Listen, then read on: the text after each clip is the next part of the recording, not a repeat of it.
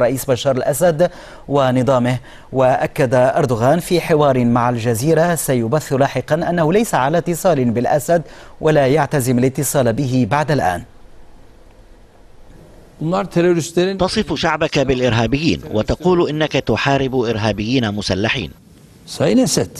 يا سيد أسد، عندما كنت تقصف اللاذقية من البحر وتصيب أهدافا مدنية، كيف تقول إنك تقتل إرهابيين بهذا القصف؟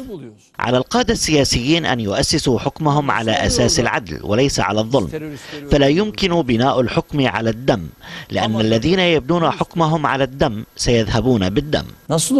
نحن الآن نتحرك بصبر وحذر، ولكن بعد الاستشارات سنقول كلمتنا الأخيرة التي ستظهر مخرجا من النفق، لأننا لسنا نحن من أدخل الأسد في هذا الطريق المغلق، إنما هو ومن حوله هم الذين دخلوا طريقا لا مخرج منه.